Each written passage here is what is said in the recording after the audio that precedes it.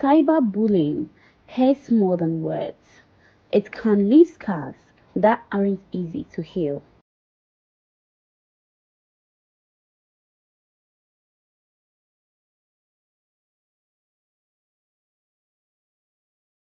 But you can take control, block the bully, report the abuse, protect your peace.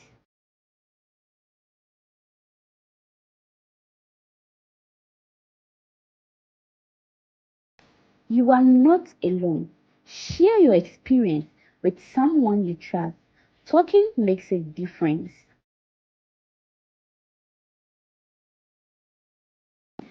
Be the change, stand up for others, and spread kindness. Together, we can create a safer, kinder internet.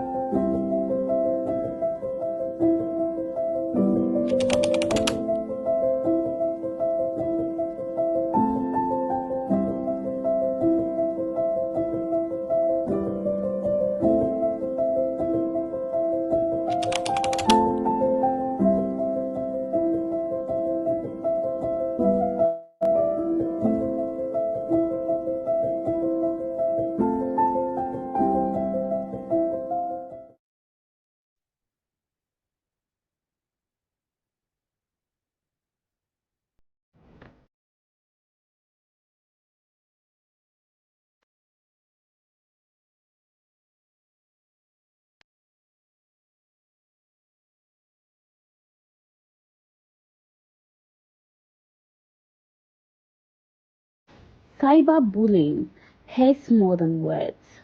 It can leave scars that aren't easy to heal.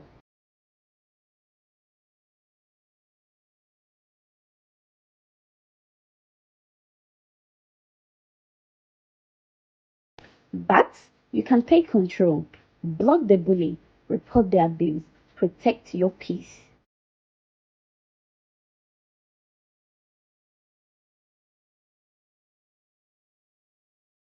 You are not alone. Share your experience with someone you trust. Talking makes a difference.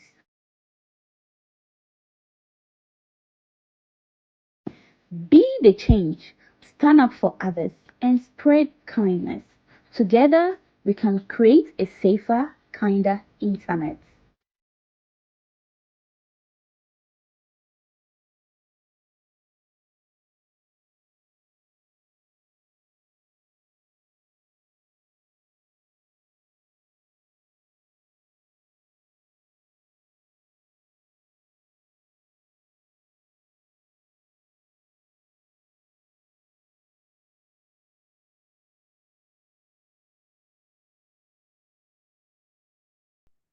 Good morning, everyone.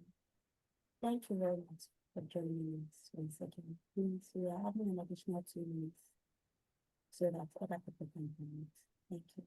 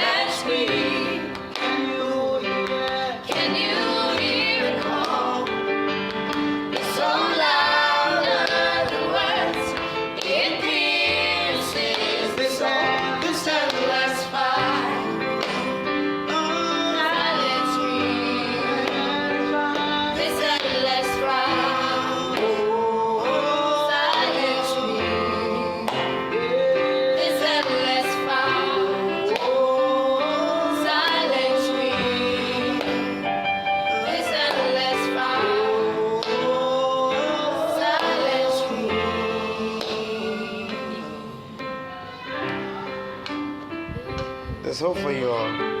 Let's hope for everyone. Silence, please. Did you just do that?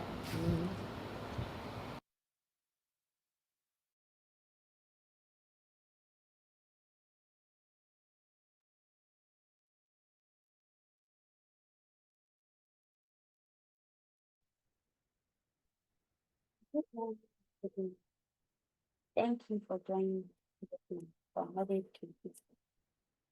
This event is organized by Silent Street Foundation, which is a non-governmental, non-profit organization legally registered in Ghana and works in the field of mental health access, awareness, and disability. Since the beginning of this year, Silent Street Foundation has focused on cyberbullying, its effects, and ways of combating. Today's session will be an educative presentation from a mother who will be sharing the experience of the parent and measures strategically to keep a child. Kindly note that this session will be recorded so that it can be difficult to read. Also, kindly keep your mics mute if you are not working. If you wish to make a comment or ask a question, kindly use your hand up or put it in a comment section into the order and the presenter. If you have any questions or comments, you can either send them to our WhatsApp platform or you can put them in our comments. This session by all the other participants to kindly help us by sharing the people who need it. We are on Facebook and LinkedIn at Silent Screen Foundation, on Instagram at silence_screen foundation, or visit our website at www.silencescreenfoundation.org. At this point, I'll introduce the speaker, using the person of myself, Samantha Alexis Safara, a mother and a child. Madam, thank you for joining. You're welcome. Jimmy, thank you so much. Good morning, everyone. So, as Jimmy said, this is for me to just elaborate my personal experience and what measures I have taken in order to ensure that my child is safe. Of course, you won't always be able to protect them from everything, but at least if the least effort you put in place will go a long way to save your child from a lot of trouble. So personal experience. My daughter has been a victim of I would say peer pressure and also from bullying in school. Now, the peer pressure was when she made friends with a new girl in school. And the next thing we knew, the girl was influencing her, telling her that she was unloved by her parents. And so, as much as my daughter was concerned, her mother was her enemy, putting ideas in the child's mind. So I realized at some point that my child started acting up at home. And she would want to insist on things like what she should eat, what should be done for the day, activities for the day. And initially, I thought, okay, it's just her age, puberty, or should I say pre-puberty. So I tried to manage it as best as I could until finally I realized that no, someone else was influencing her. Lo and behold, I get a phone call from her school. And then the teacher tells me, your daughter presented us with a letter yesterday. And the content of the letter is that she hates you, you are her enemy, and she doesn't want to have anything to do with you. This really frightened me. So we called her into the headmistress's office. And it turned out it was this new girl who had just joined the school and had befriended her And this girl was the one entreating her to say and do all these things. Even to the extent of telling her to lie that one of her male teachers had sexually molested her. The young man almost lost his job. And so we invited the girl's parents, the mom, and I could see the distress on the mother's face because it was the same situation with the girl from her previous school. The previous school had to dismiss her, and she had carried it to the new school. Now, as a mother, I could see that this was this girl's desperate need for attention. The best I could do was refer the mother to Silent Screen and provide the contact number to call. I don't know if she ever called. But this is how bad it got. And for me as a parent, the best I could do, as someone might think that it was too harsh, but I had to tell my daughter to stay away from the girl. I told the school authorities to ensure that the two of them do not linger. So they had to separate them in terms of sitting positions and the like. You might deem it as peer pressure, but it is an influence. Imagine if this was not foreseen. The outcome would have been worse. Fast forward into the future. On the part of bullying, she finds herself in a new school, new environment, new culture, new country, the only Black girl in her class, and kids are picking on her, punching her, throwing stones at her, insulting her, calling her the N-word. Eventually, a platform was set up. They added her, and it goes on. Now, the link or the control measure I put in, or we had to put in, was to ensure that, fine, the school aspect, school authorities have to step in. But these are issues that we can physically be aware of and intervene. But what happens when contact is made with your child on their phone? How do you monitor this? How do you identify these? How do you intervene? So I set up a link on my child's phone and on mine. And so in real time, I can tell my child's location. I can tell which activities she has going on, which activity or applications she spends more time on. I monitor the sleep time for the phone. So after a certain number of hours that I have activated, the phone will shut down. Now, not shut down completely where in a situation where it is an emergency, she has to call you as a parent or call an emergency contact. But shut down so that she cannot use any other applications on her phone. So if you call your child, you can make contact with her. If the child has to call you, they can make contact with her.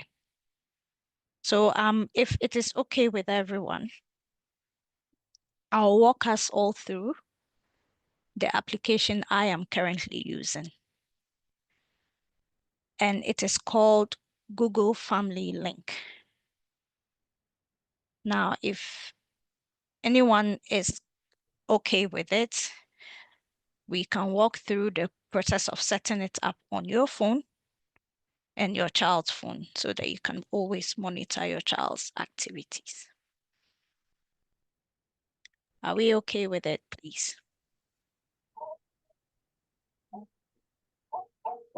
Please, would you like to share your screen?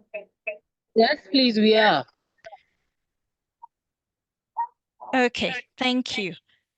Sharing my screen, it would mean that I will have to deactivate the setup for what we have now and go through the whole setup again.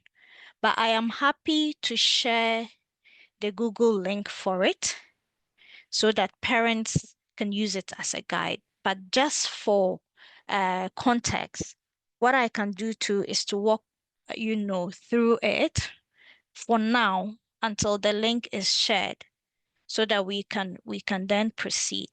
So if you have your phone with you, the first step would be, if you are an Android user, you go to your Play Store, and if you are an iPhone user, I don't know the App Store for iPhone. I think it's also called App Store, I believe. Yeah, or Apple Store. Apple Store, exactly. So if you go on there to your store, you search for Family Link.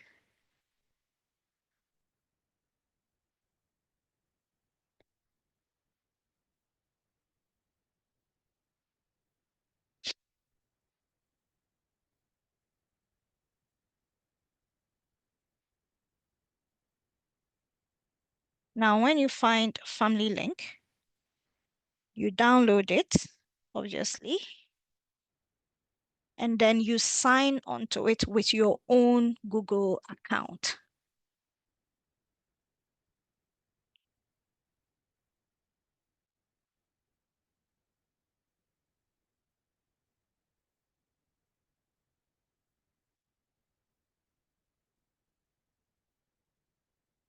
So please prompt me when you have signed in with your Google account, and then I'll proceed.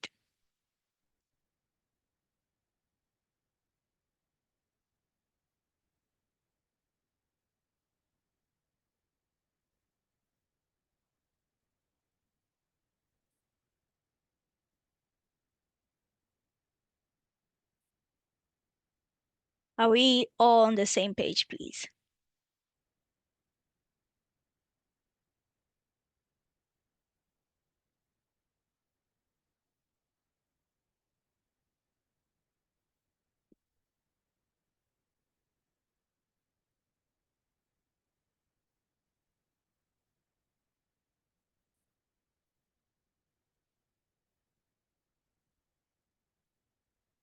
Hello, can I continue?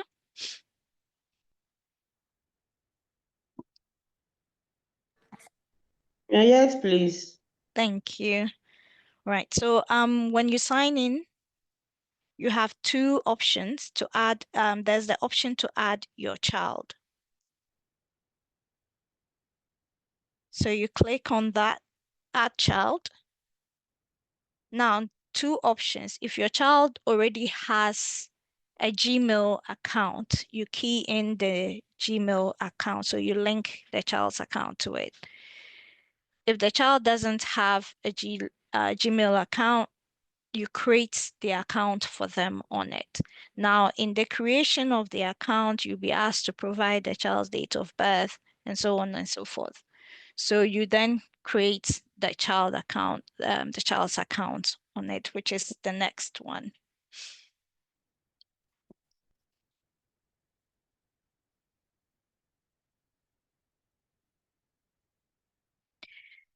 Now there's an option once you've added and accepted terms.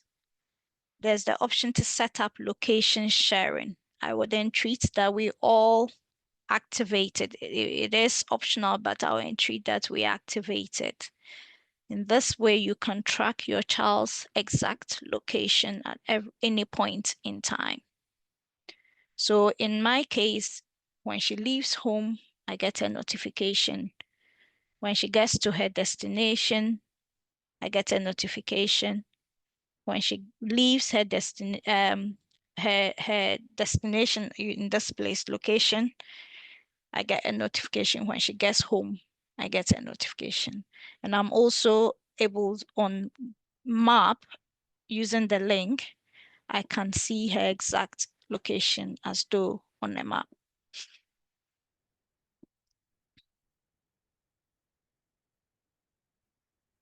Now, once you have set up the child's account or created or linked the child's Gmail account, the next step to which I believe that the link I share would make a lot more sense, would be on your child's phone. You will now have to sign on to the child's device with the child's Google account. So technically, when you set up the family link and you have added the child, the application, you have the app showing up on your child's phone as well. So from your child's phone, be it a phone, a tablet, we still haven't found a way to do it on the child's laptop. So fortunately, I'm not able to provide much information on that. But on the child's phone or tablet, and if they are using Chromebook, which is a Google kind of student's laptop for children, you can set that up. So you sign in with the child's Google account, which is their Gmail. Now link it, once you've done that, to the family link. Like I said, you should find the app on the phone once you set it up on yours, so it will mirror it on the child's device. And then you can then activate the family link.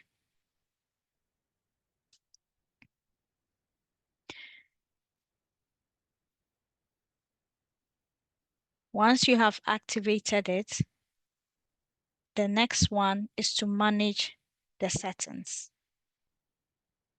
Now, this is person to person, parent to parent. So the things you can manage are, one, screen time for the child. So for instance, if it is WhatsApp, you can indicate how many hours per day you want the child to use their WhatsApp. When they exceed that number of hours, the application WhatsApp will gray off, so they can't open it. So for the individual applications, you can put time limits on them. And on the phone itself, using the family link from your phone, you can limit the time used for the phone. So for my daughter, for instance, by using the phone alone, we have limited her to 3 hours on weekdays. Weekends, we give her all the time on weekends. But then, so for the 3 hours, once she uses her phone continuously for 3 hours, the phone will immediately screen off. Yes, you can call her, and if she has to make an emergency call or call you, your child can do that after the 3 hours. And then we have the bedtime settings. So her settings are opened, or her phone is opened from 7 a.m. to 9 p.m., by which time she's studying and she may need her phone to help with her research. At 9 p.m., the phone shuts down completely. She can't even do anything else unless she has to make, again, an emergency phone call. Then it shuts down completely. Now, with her previous phone, what I found out was her wake-up time was 6 a.m. and the phone activates at 7.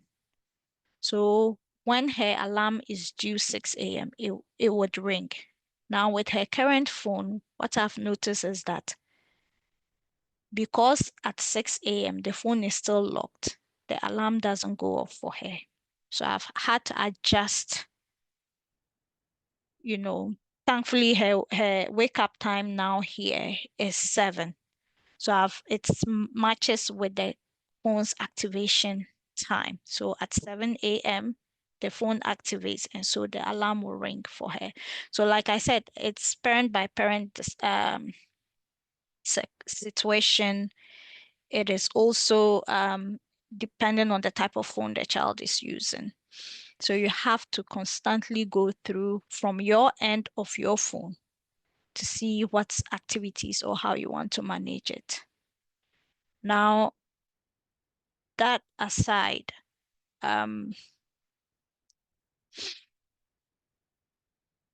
in terms of applications she can have, we have a rule. She cannot have more than 3 games on her phone. She can't have more than 3 games on her phone. So if she finds a new game she wants to download, I deactivate the current game from my end on her phone. I deactivate it, then she can download. And before she's able to download, Google will send you a notification. That's the family link will send you a notification to say the child wants to download this application. It is up to you to approve it or decline it. So she cannot download anything without her parents approving it. And so the rule is that she doesn't have more than 3 games on her phone. So when she sends in a request, we negotiate, she decides which of the 3 she wants to delete. We deactivate it from my end, and then I approve the new game for her. Now, assuming she accidentally changes her time setting or her date setting on her phone, because you have set the phone to go off at a certain time of the day, the phone will register that time. So if she puts her phone an hour ahead, once it is due, her phone will shut down and the child will not be able to use the phone. So these are the steps, and I will share the link, as I mentioned, with Jamie, who would put it on the platform for others to use. Maybe because you were not prepared, you didn't have your phone and your child's phone available with you. So probably at the next meeting, we can go through. Unfortunately, I couldn't share my screen because it would mean deactivating the application I have and starting it all over again. So that's why I couldn't do it. But I hope these steps will help.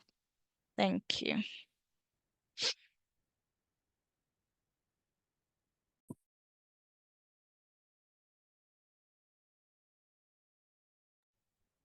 Thank you very much, Miss.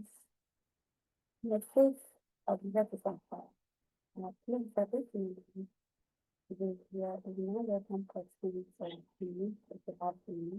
You can put it in the comment section if you don't speak up, but you want to use the platform to speak on everybody is welcome to ask the question.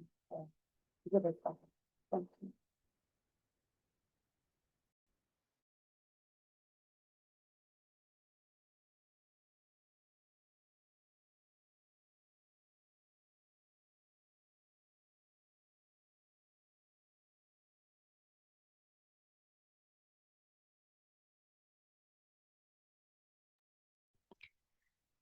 Sorry, Jamie, before the questions come in, there were 2 things I forgot to mention. The first thing is if the child and the parent setting up are not in the same country, within the same country code, because the Google settings, that's Gmail settings, vary from country to country. You cannot set it up for your child if you are not in the same country with them. That's number 1. Number 2, there's the option to add an additional supervisor to it. So if you want both parents to supervise and approve or make settings, management settings, you can have both parents or even an additional adult on it, on the app. Bear in mind, each one of these people must be in the same country, within the same country code with you. The second one is, like I said, Google is country to country, the settings. So in Ghana, the limit is 18 years. So when you are setting it up in Ghana, it will tell you that when the child is 18 years old, they will be, more or less free from that family link application. In this country, it is 13 years. So when she turned 13, Google sent us notification emails to tell us that the child had attained the age of 13, and so they will no longer be bound by family link. And they sent her a notification to either accept if she should be released from the family link or not. I would say, fortunately, she never saw that email. So she did not accept. So she's still under the family link, and we are still monitoring her. A few times she's been naughty, tried to change her password so you can't open her phone and check. I simply had to just lock her phone from my end. And so when she keys in her password, her phone will not even open for her. So these are tricks some teenagers may take, but at least, thankfully, there's a way to curb it, from my point of view. All right, thank you.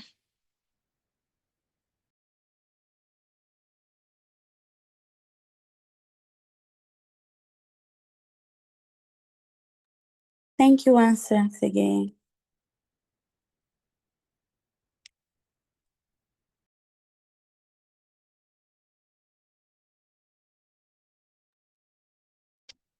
Please, the floor is open for any question or comments. Anything that you would want to ask or say, the floor is open now. Also, this session will be available on our YouTube channel for anybody who missed either the beginning or the whole session. They'll be able to visit it. We'll make the link available for those who miss it and those who would want to revisit it. If in case you missed the steps, you can go back and revisit it. Thank you.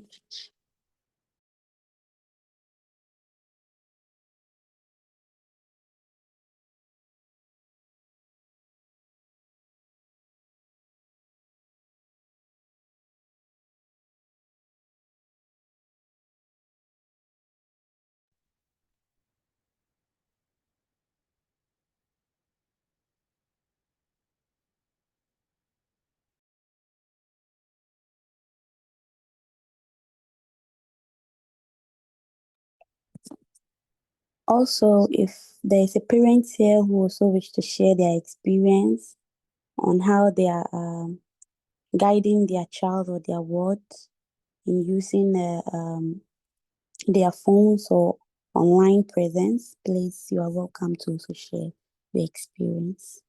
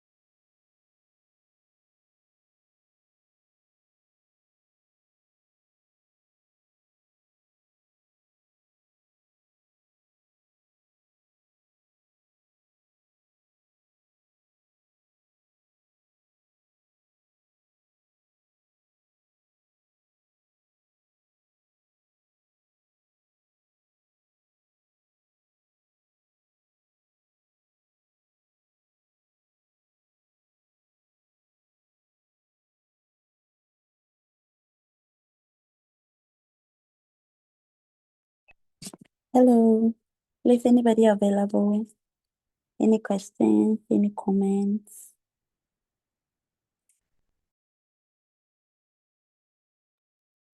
Jimmy, if there's nobody available, will you share some of the experience with the schools that you were running the trainings from? Like some experience that the children had that could help parents to manage their children. No, okay. So, visiting the schools. some of the comments that I had from the students is that they are mostly online or talk to people online when they are bored. Mostly some of them vacation, others too, they've just written BC or WASI, they're home, they're not engaged, their parents are at work. So the best way to engage them or to keep active is to go on social media and talk to other people or just make comments. They see some things, they tend to see some comments to be funny. So anybody's comments or anybody's post, they tend to comment using those phrases or using those sentences, and sometimes it's not good for other people's mental health. And aside cyberbullying, the bullying itself in SHS, they tend to think that they are correcting their colleagues, and even if they don't know, they are trying to correct them. They are just trying to correct them. So they would one of the ways they punish their colleagues is sponging. They would put a sponge in water overnight, and in the night when the junior is sleeping, they will use the sponge to cane them. They wake them up in the middle of the night and cane them, and that's their way of correcting them. But it's becoming rampant in some of the schools in the north.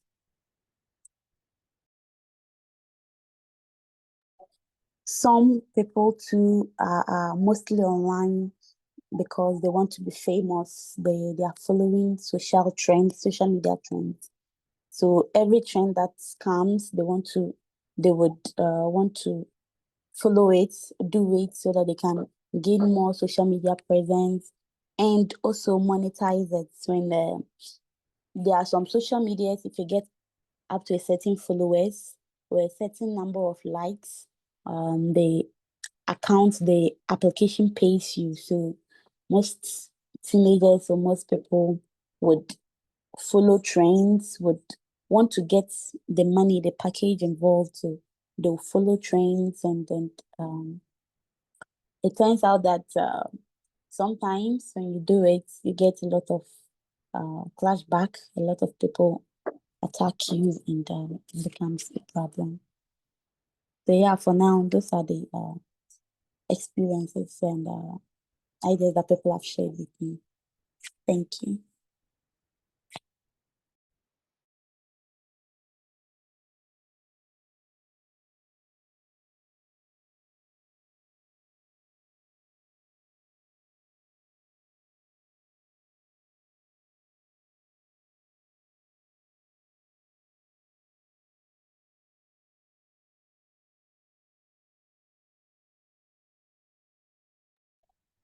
I'm back Sorry, again with maybe one last. I was following up. Okay, before you come in, I was following up with a question. Have they indicated how they keep distance away from their parents, or whether their parents have shown interest, or how their parents are able to cross check them or not, or if their parents are even able to do or identify or even notice that they have these, they are living this life? Have they indicated such a thing? Um, Unfortunately, some parents do not actually care. Some parents, they see their child with a new phone, they don't actually care how they came by that phone. And currently in Tamale, it's become a trend that when the new iPhone is released, you just find a Game Boy who can purchase it for you, and then you have sexual interactions with them, and then they buy it for you. So it's like when the new iPhone comes, a trend comes in Tamale, they'll be like Tamale girls, but you only and they see Pepe. So some parents don't actually care about how their ward or their child is faring. They just they see with a new phone, they don't care. And some kids actually unlike Madam Aziza's monitoring techniques, some parents don't, especially those that are not educated. They can buy the phone for you, but they can't do anything to protect you or stop you from doing some of the things that the child will do behind a screen. So some people actually don't know and others don't care. So yeah, that's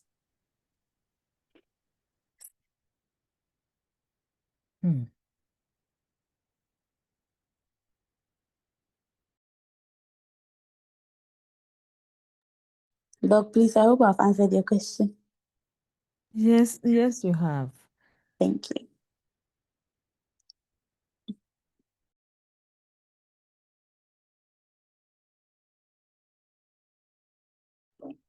And some parents too don't know how to use technological devices, where some people don't even have them. Others have them, but they don't have more knowledge on it. So the kids even sorry, can even use their parents' phone. Can use their parents' phone to do some of the things that they want to do online. Some don't even have this thing, Gmail account, but their parents have it, so they will take it and they will use it. Or they want to do something else with a different email account, so they'll create an email account on their parents' phone and then use it to do what they want to do. Some parents have smartphones, but basically what they use it for is WhatsApp, so that they can see videos or send audio to family members that they need to talk to who are far away from them. But they actually don't know how to use smartphone. So the child is now the one monitoring the parents. So it's the child is taking the role of a parent and misusing everything. Thank you.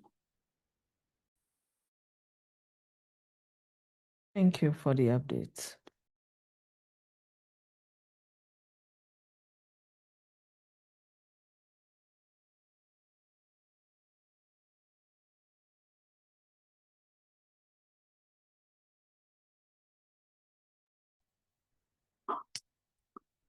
Please, the floor is still open for questions and inputs and any other comments. Thank you.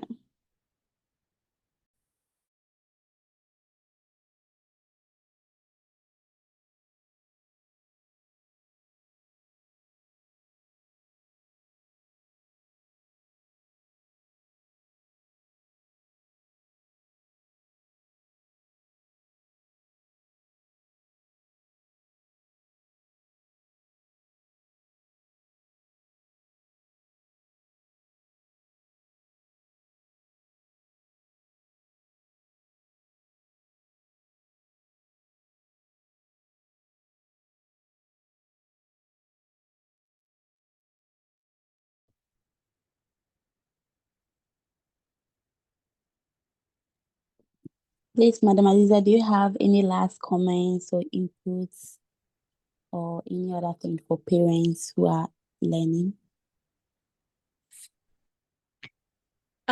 Sorry.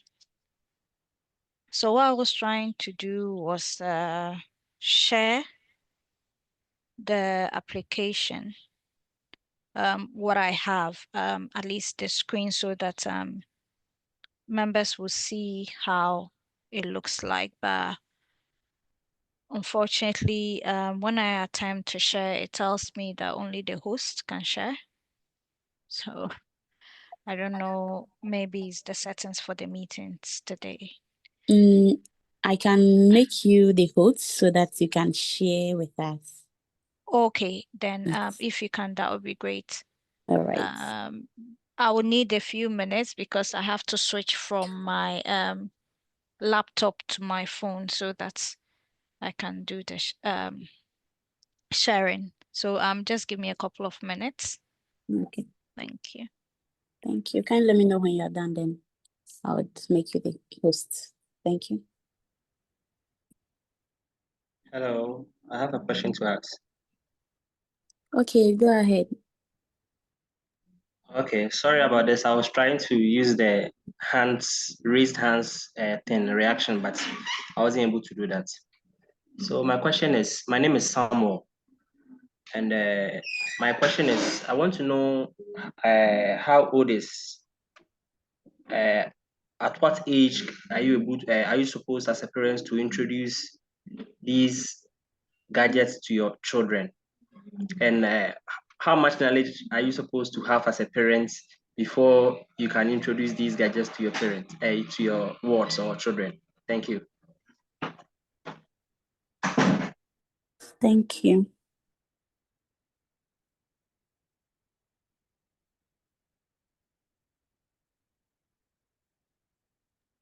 So if I heard Sam's question right, it's asking at what age should one introduce their child to devices, technological devices, and what level of knowledge do you need to have as a parent to introduce your child to these devices? Did I get you right, Sam? Yes, you're right. All right. So please, if anybody else have enough knowledge to share with us to answer the question, would appreciate it.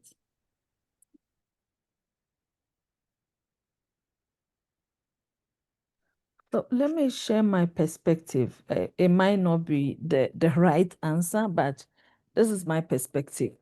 If you, a parent, does not understand a gadget or does not understand something, it is not, I would not recommend that you share, you expose your child to it. So, for example, if you don't know how to use, say, a blender, I would recommend that you learn how to use it before you'd expose your child to using it, because you don't know the dangers that are there. So similarly, if you're not too familiar with a gadget, my suggestion would be that learn about it before you expose your child to it. You may want to have a conversation with friends, family, colleagues who are more IT savvy than you are. So like your IT manager, for example, can guide you as to the kind of gadgets you should buy for your child, depending on the objective you have and how to protect your child or your ward from going into sites that are not appropriate for the child. So you need to gain knowledge in it. Just like if you buy a car, you will learn about the car before you start driving. So I would suggest that learn more about the gadgets. Take time to learn yourself. Find out from experts who can guide you so that you will know how to support your child. We recognize that these gadgets have become part of our lives, and whether we like it or not, our children will find interest in going there, or we need at a point to develop them to use them. Sometimes even the schools requires that they use them. So it is good that you set an objective for yourself as to how much you want them to use it, what you want them to use it for. And then subsequently you get an IT expert to guide you so that you sort of, where you lack knowledge, you can get knowledge from. Otherwise, what is happening on the internet, some of the bullying is really tough. The last one of our sections, we learned how some bullying has even led to the death of our wards, because you don't know what is going on there, and you don't know who it is that is influencing your child. And the story we heard told us that there was actually an adult out there hiding behind the screens, pretending to be a teenager and luring the teenagers to kill themselves. So it's important that as adults, we learn how to protect our children from the dangers there before we expose them to. Just like we protect them from physical dangers before we expose them, we should do same with the IT as well. That's my suggestion, please.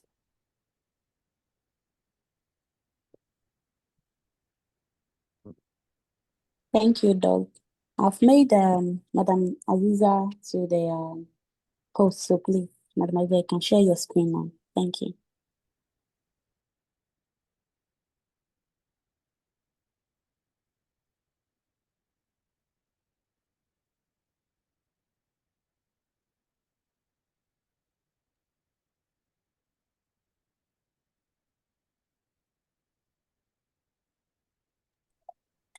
Well, Madam Aziza is at it. Any other comments or questions are welcome. Thank you. Can I add a follow-up or suggestion to us all? Okay, go ahead, please. Oh, okay. So, thanks to the doctor for the knowledge she shared on the question too as well. I also wanted to know the age, but I think with the age that you can introduce a gadget to your child, it also has to, I don't think there's a distinct age or a particular age that you can introduce the child to these gadgets, but it depends on sometimes it depends on even the school they even attend and the peers that the child find themselves with. So I also want to add that sometimes parents are supposed to be parents. They are not supposed to try to force themselves to be friends of these children. Because what happens is when these parents are so desperate to be friends with their kids, they tend to do everything that these kids ask them to do. And it makes them neglect doing their main core function as parenting or parents. And so I feel when the child is of age, you yourself, by the conversation you have with this child, you would know that it's right for her to have or him to have these gadgets. And you also know the kind of activities the child is supposed to use these gadgets for. And when the doctor was speaking, she said you have to have a good knowledge about these gadgets. And also, I want to add that you should also have a good knowledge about the apps and the softwares they will be using on these gadgets. Because some of these social media pages, applications, and softwares, they can be a little tricky. And so you as a parent, if you don't know much about these apps and you leave your child to it, you may be shocked the kind of harm you'll be doing this child. I remember one celebrity, a musician in America, who the man who insisted that he will not allow the daughter to be on TikTok because he felt he's not of age to be doing that. And so after fought and back and forth with the wife, I think now they understood that they came to understanding that though the child is interested in using the application, the child will use the application through the mother's handle and also under the supervision of the mother as well. And with that, they were able to do that, and both the child was able to have the entertainment she wanted to have, and the parents were also able to supervise and monitor the child. Thank you. Thank you, Sam.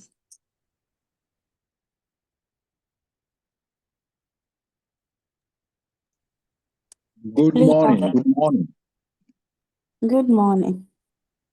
Now, everything that has been said so far is valid. However, every country is now creating their own rules, regulations, legislation, whatever. And some of the people who are using devices, networks, they are so ignorant of the dangers behind it. If I recall, some of the sites that were mentioned the last time, or the links that were made available to us all, is such that most parents, I'll say from research, about 60% of certain countries, they lack the ability to understand even what the companies like Meta, Google, others are doing. So the mothers or the parents and the fathers, they're struggling. Everybody is struggling. Now, trying to correct a child who in fact, is addicted to the whole thing. It is such that you have to be very, very careful, because it's an intrusion. If a child, even though 13, 14, you all know how knowledgeable they are in the use of devices. Now, how can you manage it?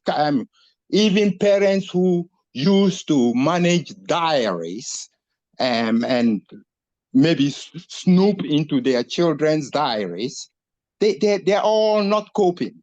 But none of them are going to stand up and say, oh, they can't do this, they can't do that. They bluff in front of their friends, and we really have to be realistic, because we are all in danger. I don't think I need to say any more than that. Thank you very much. Thank you very much. Please, due to technical issues, Madam Adiza is unable to share her screen. Maybe some other time we'll be able to get her to share her screen with us. But for now, we are almost at the end of the meeting, so any comments or questions, last minute comments are welcome. Then we can close the session. Thank you.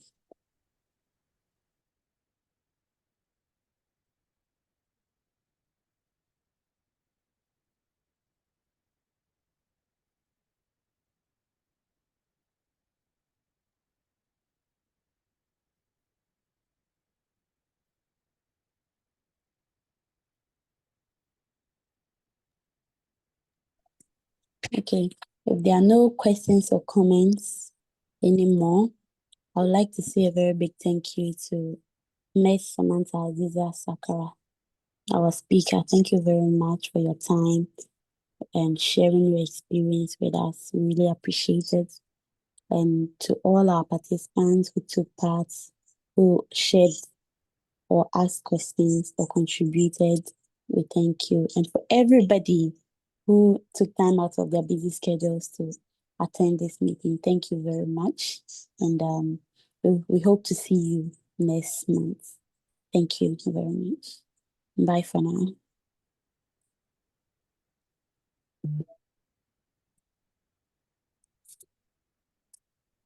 Ms. Aziza, please, can you make me the host again?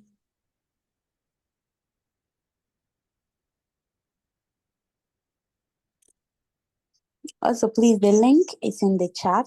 If you have not left yet, the link to what she was saying is on the chat, so you can access it. And also, it will be shared in the WhatsApp group for those who won't be able to pick it from here. Thank you.